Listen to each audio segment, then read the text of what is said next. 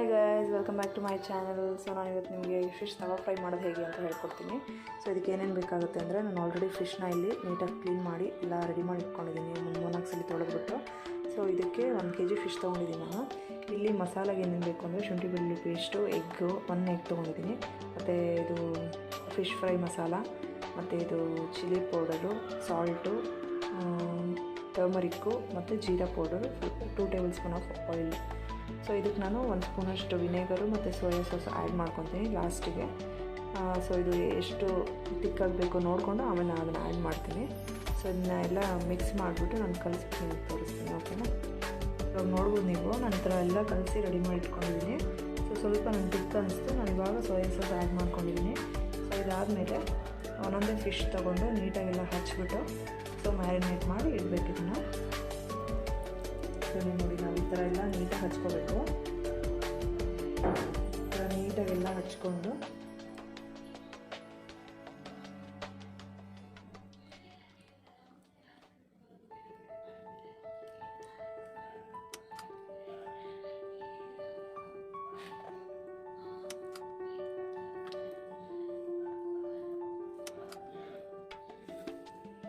So ಮಿಕ್ಕಿರೋದನ್ನ ಏನು ಮಾಡಬೇಕು ಅಂತಂದರೆ, ಅದನ್ನ ಮತ್ತೆ ಇನ್ನೂ ಯಾವುದಕ್ಕೆ ಕಮ್ಮಿ ಆಗಿದೆ ಅದಕ್ಕೆಲ್ಲ ನೀಟಾಗಿ ಹಾಕಿ ಇಟ್ಕೋಬೇಕಾಗುತ್ತೆ.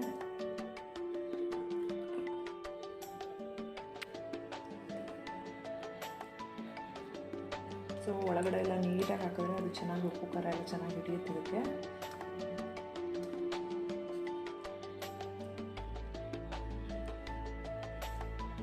ಓಕೆ, ಇದು ರೆಡಿಯಾಗಿದೆ. ನಾನು ಫುಲ್ ನೀಟಾಗೆಲ್ಲ ಮ್ಯಾರಿನೇಟ್ ಮಾಡಿ ಇಟ್ಟಿದ್ದೀನಿ.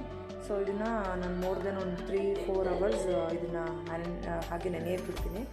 ಸೊ ಇದಾದಮೇಲೆ ನಾನು ಫ್ರೈ ಮಾಡಿ ತೋರಿಸ್ತೀನಿ ನಿಮಗೆ ಹೇಗಿರುತ್ತೆ ಅಂದ್ಬಿಟ್ಟು. ಓಕೆ ಗೈಸ್, ನಾನಿವಾಗ ಆಲ್ರೆಡಿ ಅದು ನೆನೆದಿದೆ ಚೆನ್ನಾಗಿ. ಸೊ ನಾನು ಇವಾಗ ಇದು ಒಂದು ತವಾ ಇಟ್ಕೊಂಡಿದ್ದೀನಿ. ತವಾದಲ್ಲಿ ಸ್ವಲ್ಪ ಆಯಿಲ್ ಹಾಕಿದ್ದೀನಿ, ಎಷ್ಟು ಬೇಕೋ ಅಷ್ಟು ಹಾಕ್ಕೊಳ್ಳಿ ಆಯಿಲು.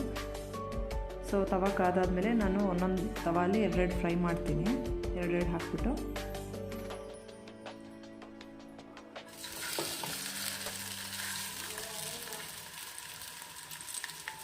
ನೀಟಾಗಿ 2 ಸೈಡು ರೋಸ್ಟ್ ಮಾಡ್ಕೋಬೇಕು ನೀವು.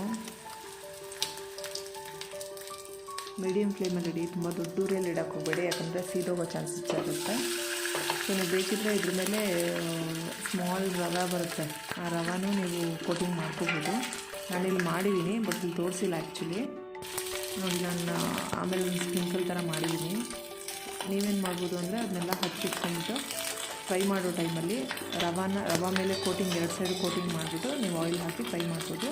ಮತ್ತು ಆಯಿಲ್ ನಿಮ್ಗೆ ಬೇಕಿದ್ದರೆ ಮಾತ್ರ ಹಾಕ್ಕೊಳ್ಳಿ, ಇಲ್ಲಾಂದರೆ ಬೇಡ. ನನಗೆ ಇಲ್ಲಿ ಕಮ್ಮಿ ಅನಿಸ್ತು, ಸೊ ಅದಕ್ಕೆ ಮೇಲ್ಗಡೆ ಒಂದು ಸ್ಪೂನಲ್ಲಿ ತೆಗೆದು ಹಾಕಿದ್ದೀನಿ. ಸೊ ಅದಾದಮೇಲೆ 2 ಸೈಡು ಚೆನ್ನಾಗಿ ರೋಸ್ಟ್ ಮಾಡ್ಕೊಳ್ಳಿ.